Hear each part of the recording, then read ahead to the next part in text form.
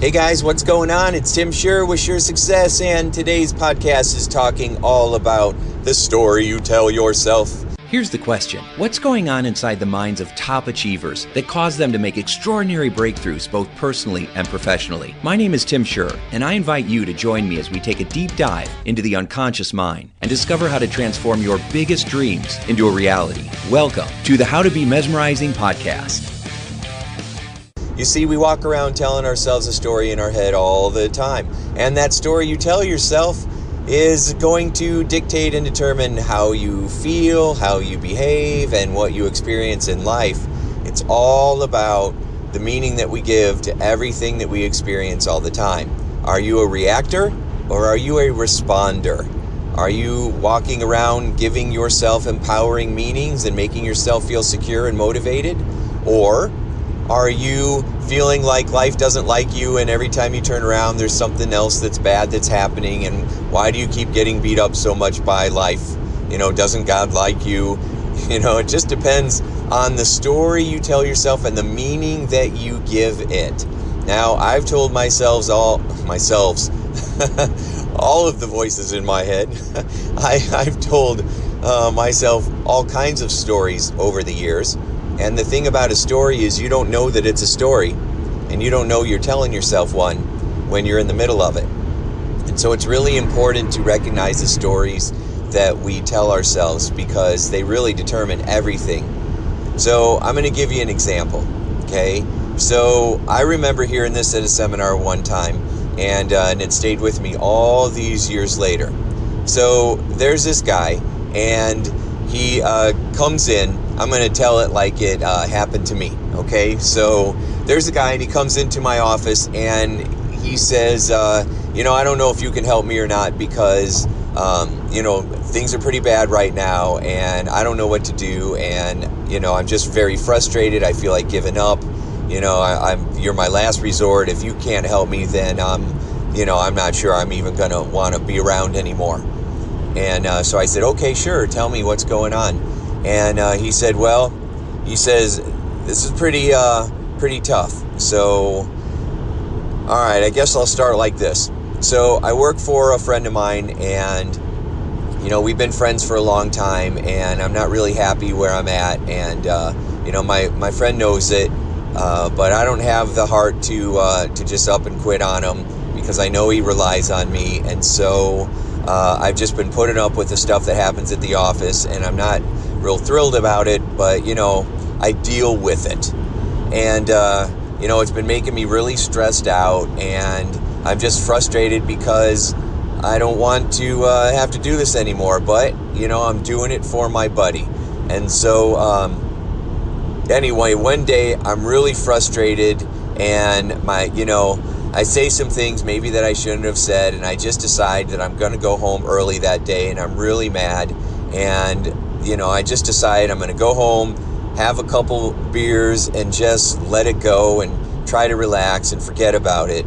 And so I go home, and I walk in the house, and I grab a couple of beers, and my wife right away starts into me, just telling me all these things she's frustrated about, and why I got to start drinking, and remember, we're supposed to go out tonight for dinner, and I'm like, what? I don't want to do anything. She said, you promised, and it's with our friends at the office, and I didn't want to. I just spent all day with those guys. I was just frustrated. I don't want to go out for dinner with them, and so I'm just mad, right? So I'm just, we get into a big argument, and finally, I want her to stop yelling at me all the time and complaining and nagging all the time, and so I can't get relief anywhere. And so finally I'm like, whatever.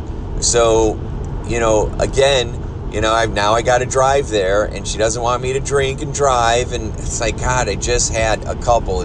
We're not going out for a couple hours. Jeez, what am I, 17? I'm getting lectured.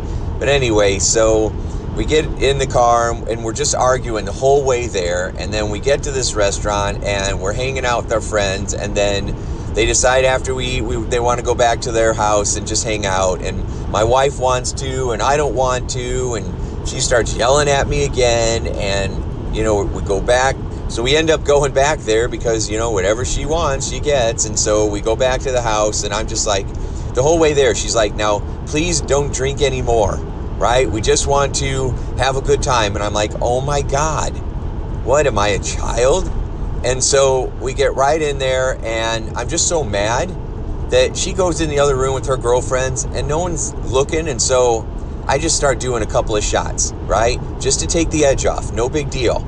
And of course, she walks in right when I'm doing a shot, and she starts freaking out and crying, and she runs off with her girlfriends having their pity party, and I'm just like, what the hell? So I just like, screw it. We're already fighting. I'm just going to have a few more. So I'm sitting there trying to take the edge off, and my buddies are, hanging out, and finally, I'm tired. I've had enough. It's late. We got to go to work the next day. I didn't even want to come here, so I'm like, let's go.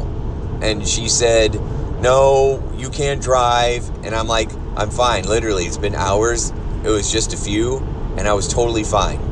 So I go to grab my car keys, and my buddy that, is my boss, he grabs my keys, and he says, dude, you're not going anywhere. Come on, hang out. Let's keep partying, right? And I'm like, no, I'm tired. I want to go home. And so he says no, and I try to grab my keys, and he throws them to one of our other buddies. And it's like, are you kidding me? Give me my damn keys. And they didn't. They kept throwing it around, and this one guy, I'm like, dude, give me my keys. And he's like, sorry, man. And I got so mad that I went to grab my keys out of his hand, and I tripped, and I fell flat on my face. Are you kidding me? I haven't had the worst day ever, and now they're going to pull this crap on me. And I'm just so mad that I go flying out the back door, and I'm standing there in this guy's backyard. I'm only 5 miles from home, and I get so frustrated. I'm like, you know what? Screw it. I'm going to walk home. So I start walking home, and it's dark. It's the middle of the night, and I'm walking down this road, and I come over this hill, and out of nowhere, this maniac is flying down the street, and he hits me. Can you believe this? He hit me, and I go flying, and next thing I know, I'm in an ambulance, and I'm like, my leg hurts, and I don't know what's going to happen, and I just like pass out. And the next morning I wake up, and my leg's all sore and bruised, and I'm like, don't know where anybody is, and the nurse, I don't know where she's at, and I keep hitting the buzzer, and then she finally comes in, and she says that nothing's broken, you're gonna be okay. And I'm like, nothing's broken, my leg is killing me, and where is everybody? And she gets all huffy, and she marches out, and so I don't know what to do.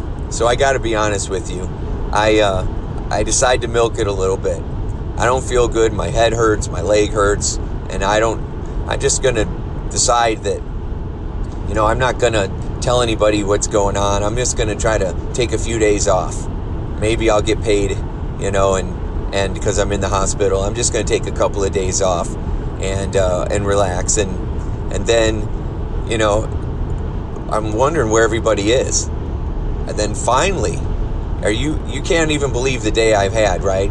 I mean, that was ridiculous. And then later that afternoon, my wife finally shows up, right? And she walks in, and she's all in tears and, crying like she always is. And she hands me divorce papers. That's right. She hands me, I'm in the hospital. My leg's all messed up. She hands me divorce papers. And she says, I know you've been wanting this, and so here it is. And I'm like, are you seriously? Seriously, I'm in the hospital and you're going to do this? And so she leaves, and then my buddy calls, right?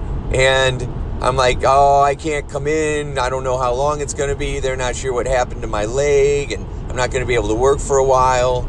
And he's like, Sure, okay, yeah. And so he lets me go, and I'm sure he's like, yeah, whatever, right? It's his fault I'm in here. He should have gave me the keys to begin with. And then,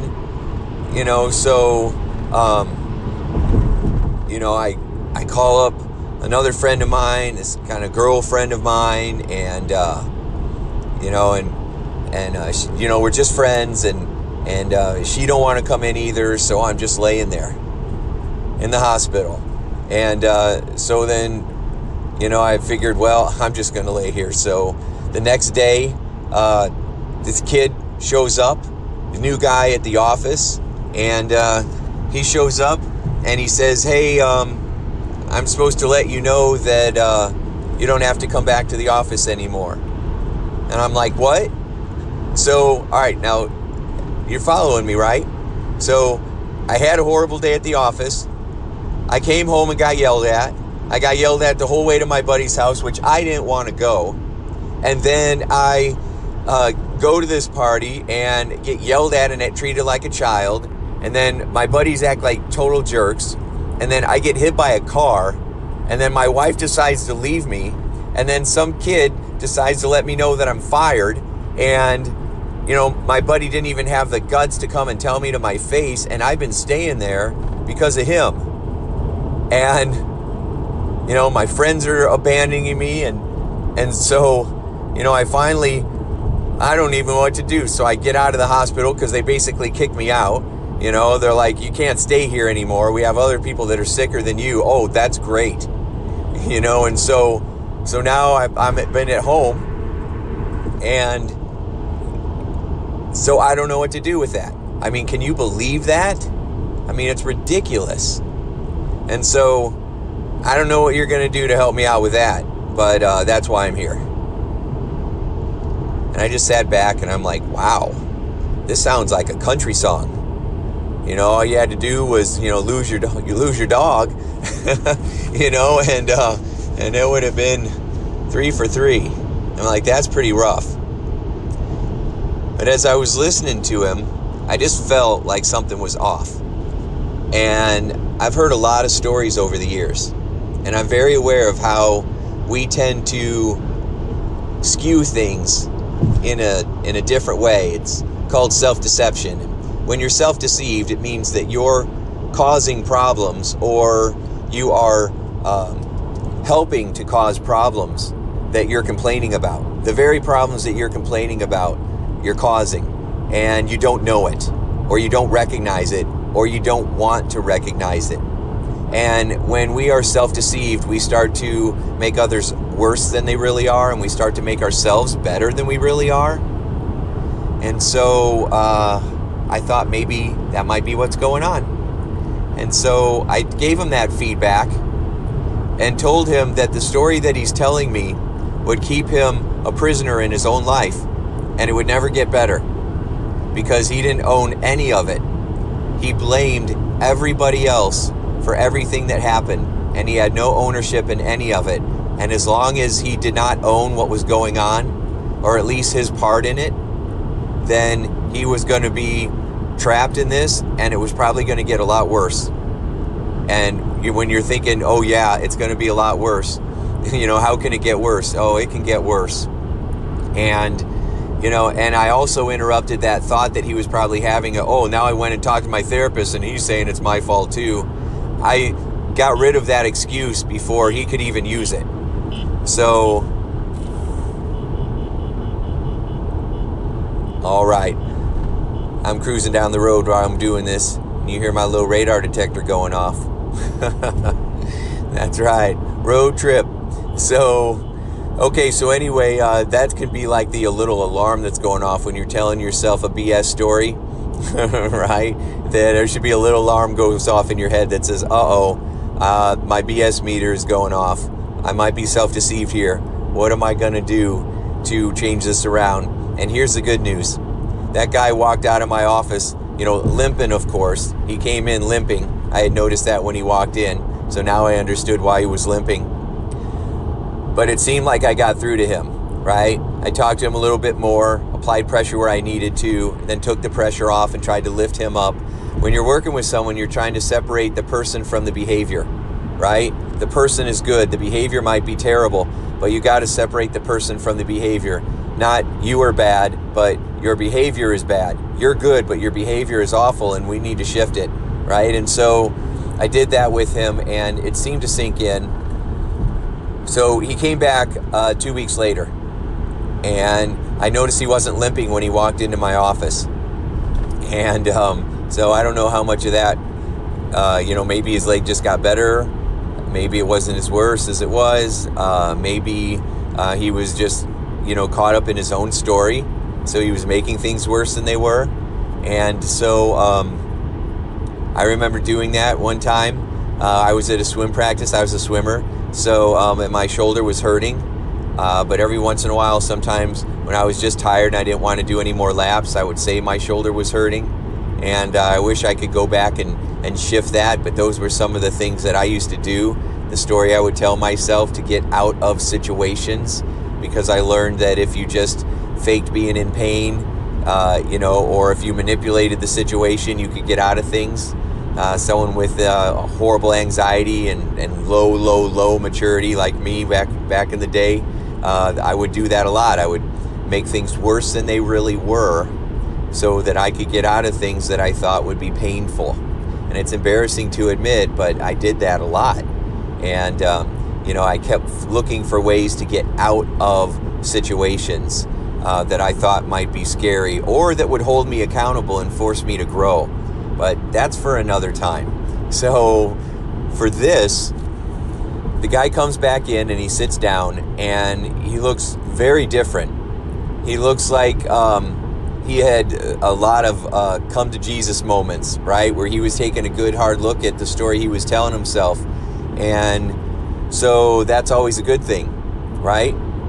So anyway, he sits down and he says, I've been thinking a lot about what you have said, and this is really hard for me, but I need to tell you my story again, because I've been thinking about this 24 hours a day since you left, and the thought of my life staying the way that it is horrifies me. And so I've never said out loud the things that I've been thinking lately. And so I need to start somewhere, and I'm going to start with you. And I'm like, that's outstanding. I'm so proud of you right now. Let's just start wherever you want to start. And he said, okay. He said, so I've been pretty angry for a lot of my life, and I have a drinking problem, and I'm really unhappy at the office. I don't like my job. I don't really like myself that much. And but my buddy has stayed with me all the way through, and so I feel kind of obligated to stay there and help him out. But it's his company, and I always feel like, I wanted to do something for me, and I know he works so hard and he's so dedicated, and it looks great from the outside. I mean, the guy's always working and under pressure, and I don't want that. I just want to clock in and put my time in and then go home and and have some beers and relax. But I still get jealous, that what he has and what he's doing, and so I'm not always very nice, and I kind of give people a hard time. I'm kind of crabby, and I can be rude and sarcastic a lot of times at work. I don't mean to be, but sometimes I just get so stressed and I don't know how to deal with it, and I just run off at the mouth. And my buddy just he's patient and he's always trying to help me out. And so I just went home that day like I always do, and I walked in the house and I started drinking, and it's a trigger for my wife because I'm not very nice when I drink. And so she was upset and she was worried because we were supposed to go out with our friends and we had it on the calendar, and I just forgot about it. And so I started yelling and screaming because I didn't want to go. I just wanted to relax and hide out in my room and watch TV and try to forget about everything. And she said, you promised me, and you said you weren't going to drink tonight. And so I'm chewing her out, and so we're in the car and she's upset, and I'm just bitching the whole time. And we get to the restaurant, and we're sitting there, and I'm not really talking, and I have another drink, or I had a couple, and she's just more and more upset. And my friends, they could tell that she was upset, and so they said, why don't we just come back to our house and hang out? And I didn't want to go to his house. My boss's house, my buddy's house, it's nicer than mine, and it feels like he's not rubbing it in my face, but it feels like that. And I keep telling myself that he's not doing it on purpose, but there's this other part of me that just gets so mad. And so I didn't want to go, but I ended up going anyway.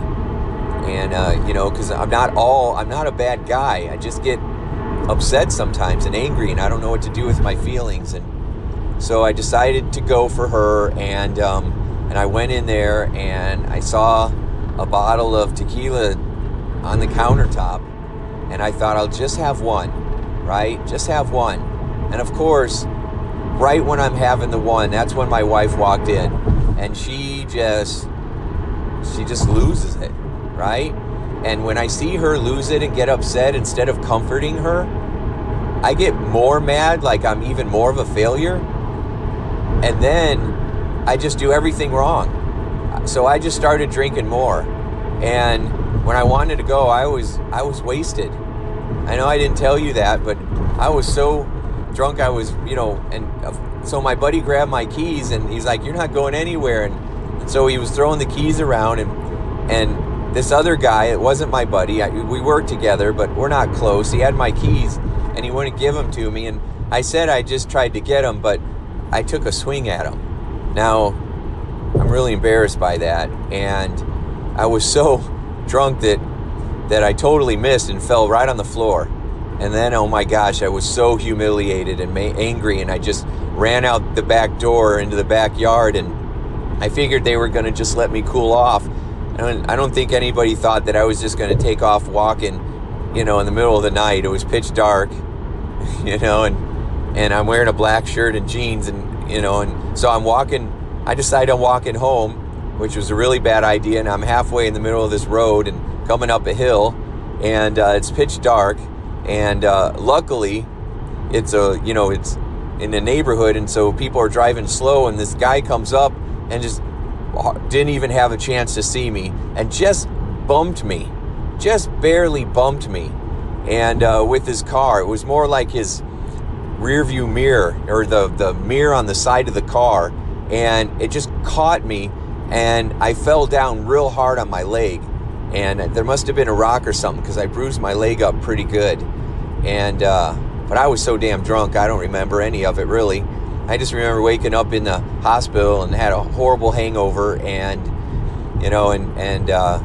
so I was just laying there anyway, and my wife was just so upset, and she came in that night, and we had been talking about divorce back and forth. Now, I love my wife. I didn't want to get a divorce, but that's all I scream about. If you're not happy, then get out, and all that stuff. And I even was dumb enough to print off these divorce papers off the internet. I don't even know if it's official or not, but anyway, and threw them at her one night. And so she came in with those papers and signed them, and she was crying, and she said, I know this is what you keep saying you want, and it breaks my heart, and I know that you're sick and you're not happy right now, and I don't know what to do, and I hope you can find some peace.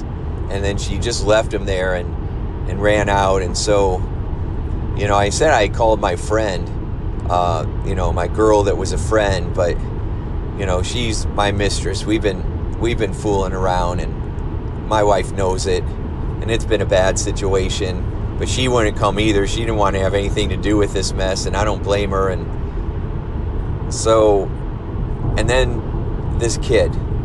So my buddy really cares about me, and he didn't have the heart to let me go, and he knows that I'm unhappy there, and so I think he was just trying to gently help me out, but he didn't have the heart to do it himself. And so he sent some kid that is meaningless. It's not anybody that we know, and he thought maybe that delivering the bad news, might be easier if taking it from somebody that he didn't really know, or that I didn't really know really well. And so anyway, so I just know that I have made a big giant mess of things, and I've been blaming everybody else, and there's no way that I'm going to be able to put my life back together. So that's where I'm at. Whew. So that's quite a story, right? Now, when you heard the first story, how'd you feel about that guy? It was like, geez, this guy's having a hard time, this poor guy. My gosh, his life's pretty rough, right? And then you hear the second story and you're like, oh my gosh, this guy is the biggest jerk on the planet. I'm cleaning up my language. He is not a nice person. And, but hearing that story, and I have heard stories like that before, where there was two different versions of it. And I'll tell you, you can never be free telling the first version of that story. You have to own your stuff. You have to own your pain. Even if it gives you guilt, even if it brings up shame, you have to own it and change your story and do something different, or you're going to be stuck to it forever and the pain that goes along with it. And so when I heard this, I was like, wow. And it was challenging for me, when I've heard similar stories, it was challenging not to get judgmental and angry, right, at that person. But I can't. If I'm going to help shift them, I have to stay neutral and focus on shifting the behavior and believing in the person no matter what they've gone through. Because I've had people sit in my office that have told me some pretty heinous things, some pretty horrible things that they had done, and even been convicted for and been in prison for, right? And so I never know who's going to walk through my door and what story they're going to tell. And I've heard some pretty incredible stories, and incredible not always in a good way, right? Some horrifying stories. And so in that situation, that was the first step towards freedom for that guy, because he was owning his story. Now, he had a long way to go, right? He would have had to change his drinking problem and create a new identity and heal from the past. And drinking too much is usually a side effect from somebody having horrible self-esteem and a whole bunch of limiting beliefs about themselves and not feeling good enough or worthy. And then it just grabs a hold of them. Whatever drug it is, it grabs a hold of us and won't let us go. It might be sugar, it might be nicotine, it might be alcohol, it might be drugs, right? It might be gambling, it might be shopping and spending, it might be pulling your hair out, or picking at your skin. There's so many things that we do to try to deal with our stuff. And but as soon as you start to own it and look at your part in it, and sometimes you're going through situations in your life where it wasn't your fault, right? So, but you might have a belief, like if you had been molested. I was talking to a woman yesterday, and she was talking about some of the pain that she was having and the symptoms that came from it, from when she was molested as a little girl. And I said, there's, you can take anything and use it to grow stronger. There's a reason for everything. And she's like, what's the reason for being, molested when you're a little girl? And I said, well, I don't know what that reason would be. All I know is, what are we going to do with it, right? Because the physical pains usually are not there from things that happened to us 40 years ago. It's the emotional pain. And the emotional pain is there because of not what happened, but the beliefs that came from it and the story we tell ourselves about it. And we have the ability to own the beliefs or own the story and do something different with it, right? So the belief might be that somehow it's my fault, or somehow I deserved it, or somehow I'm not good enough, or somehow I'm dirty now, or somehow I'm unworthy, or a belief that no one will love me, or I'm damaged goods. I've heard every one of those horribly false ideas come out of people who thought they were true, who thought that's what their beliefs. We have to own that and say, no, that is false, that's baloney, that's BS.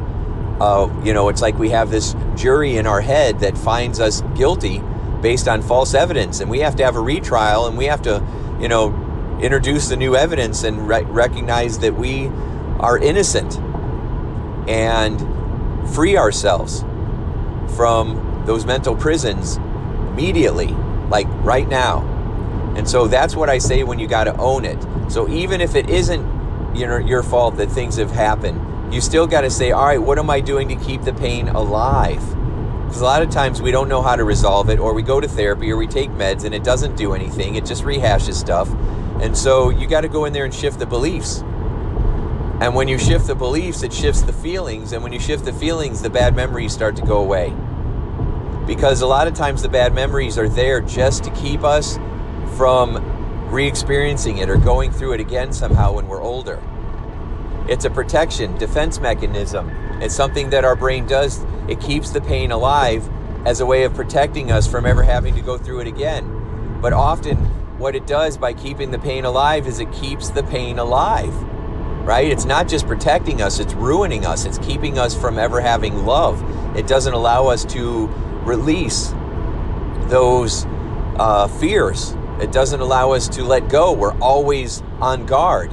If you can't sleep at night, if you have horrible stress, if you have physical symptoms, your neck's messed up, your back's messed up, you got migraines all the time, you have IBS or fibromyalgia. These are often, autoimmune disorders. I hate the word disorder, but autoimmune issues, right, are often because of unexpressed anger or unexpressed hurt or unexpressed shame, and it causes us to always be tight. And that tightness creates inflammation inside of us, and that inflammation creates acid. And when your body is acidic for decades, it wreaks havoc on our body, on our physiology, not to mention our, spirit, our emotions, our mental state. The good news is that I've seen people miraculously shift that, and I've watched all those things literally start to fade away and disappear. I mean, it's incredible the healing that I've seen, and it can happen fast. You just got to have the right tools. And it's sad to say that most psychologists and most psychiatrists and most counselors and most social workers do not have the right tools. They have very poor, inadequate tools. And, I was trained to be a psychotherapist, and I went to school and went to college and went to grad school, and, I've put in years and years of my life getting those graduate degrees and post-secondary education and all that stuff. And I found that talk therapy and going through the same, talking about your past over and over and over, and talking about your family history and your family systems over and over, it doesn't change much. People think awareness is change. No, awareness is step one. It's shifting it. Shifting the beliefs, shifting the emotional energy, and doing it in a comfortable way, and then dealing with it, resolving it, and getting past it. That's what creates the breakthroughs. Not digging at a scab. Digging at scabs just makes them bleed again. It doesn't allow the healing to take place. And a lot of times that's why we get so frustrated and we don't know what to do, and why we self-medicate, because we think that we've done everything that we can do and we're just going to be like this forever. And my gosh, that would make anybody depressed and anxious. I felt that way. That's why I would drink all the time. That's why I would get in trouble, because I was trying to distract myself from this horrible feeling that I had all the time. I just thank God every day that I found the people that I found, and I did the seminars that I went to, and I found the coaches that I found, because it opened up new doors and taught me things about how we function and how the mind works and how your mind works. And it gave me a whole new way of understanding how to shift rapidly, how to create inner pieces rapidly. And that, it changed my life. And it's going to change your life too. And so, again, we start by, recognizing the story we're telling ourselves. And if you're walking around telling yourself that you can't change, nothing's ever going to change, this is just how it is, You don't deserve to be happy. You don't know what kind of childhood I had. You don't know what my parents are like. You don't know what my spouse is like. I live in a horrible place right now. I have no money. I'm unsafe. I get abused. I'm being verbally or physically abused right now. I can't leave. I mean, there's always a justification, and there's often good excuses mixed in with the story, which makes it feel even more believable. It makes it feel even more real. But I'm telling you, even if some of these excuses are valid, you can still be free. You can still break free. Is it going to be easy? No. Are there going to be challenges? Yes. Can you do it? Absolutely. 100%. Absolutely, yes, you can. And so, as I keep taking you through some of these exercises and we keep going through this journey together, you are going to find that you have the keys to those mental prisons right there in your pocket, and you can set yourself free.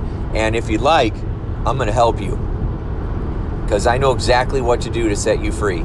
I know exactly what to do to help you shift. And I've done this with thousands of people, and I can do it with you too. And we're going to make this happen. So knowing that, I pray, gives you hope and helps you to just create one more chance, one more opportunity that this can work for you, because it can. I promise it can. And so start taking a look at the story you're telling yourself. Where is it that you can start to shift your story? What can you start to own? What can you start saying to yourself that will make possibilities appear, right? So maybe you'll say, well, I don't know what I'm supposed to say. Maybe I'm supposed to say that even though I've been hurt and it's wrong and I'm angry, that I can heal and I can be open to looking at this in a different way, and I can be free from this. I still don't know how, but I'm going to open up the possibility and say that it's possible for me. Just doing that starts to shift the story away from it ain't going to happen, nothing ever works for me, this is going to let me down to you know what, maybe there's a chance. If there's a 1 in a million, maybe I can be that one, because there's lots of other people who have been able to do it, and if they can do it, you can do it. I did it. I've overcome that stuff that has hurt me in the past and made me feel bad and poisoned me. And I have that poison out. And I'm so much more free and peaceful and happy and confident. And you can be too. So I know it sounds cliche, but truly, if I can do it, as messed up as I was, if I can do it, you can do it. So start thinking about the story that you're telling yourself, and maybe tell yourself 2 versions. Tell yourself the worst possible story you can imagine, whatever your story is, and try to just really make it really bad. I mean, some of the stuff you might have been through, you don't have to make it really bad. It was, right? But take a look at how you're dealing with it now and what you're telling yourself. And then think about, if you were going to tell yourself a new story, what would it start with? I have so many examples I want to share with you on this, but I think I'm going to do it in the next episode. So think about this and start thinking about, what's the new story I want to tell myself beginning right now. And then if you want to share it with me, right? Send me an email, tim@timshurr.com, or post it, right? Or message it me on Facebook and let me know what's going on. And maybe we can do a private session, or you can use one of my programs to get through this, because there are powerful tools that you're going to be exposed to. In fact, I'm going to be sharing a lot of these tools through this podcast that are going to help you to design your destiny in a whole new way. So there it is. I know this was kind of a heavy episode here. I know we talked about some heavy stuff, but I mean, I always say that your biggest breakthroughs are hidden in the places you don't want to go. And so when you start to take a look at the stuff that's heavy and tough and uncomfortable, and you do it on purpose with a set of new tools and a new perspective, then it changes everything. And you go from a breakdown to a breakthrough in a heartbeat. So Tony Robbins always says that it's in your moments of decision that your destiny is shaped. It's in these moments. And this is a moment for you right now, right here, right now. This is a moment to take a look at the story you're telling yourself and decide, do I want to keep telling that story or do I want to tell something new? Because you have the power. You have all the power. It's your voice in your head. You can tell yourself whatever you want. Now, you might not believe it at first, but if you keep telling yourself this new story, you're going to start to believe it. And every day, in every way, you're going to start to feel stronger. Every day, in every way, you're going to start to feel more confident, more secure. You're going to start to love and accept yourself at a deeper level. And every day, you're going to feel a little happier. And that happiness will drive you to take actions in a new way. Those actions will start to create your life in the way you want it to be. And when you start getting that kind of feedback in life, it reinforces a new belief that continues to strengthen the way that you think, which then continues to strengthen the feelings that you're having, which continues to help you to behave in new ways that reinforce this new life experience. And that's how it works. So, all right, begin with your new story today. Tell a good story and make the next chapter of your life one that is happier, more empowering, and more exciting. Thanks for listening. Make today count and make your life a sure success. Talk to you soon. Bye. Hey, would you like more free tips on how to be a mesmerizing leader? Then check out mesmerizingleadership.com and also hang out with me on Facebook, facebook.com/Tim Shurr. Thanks so much and make your day a sure success.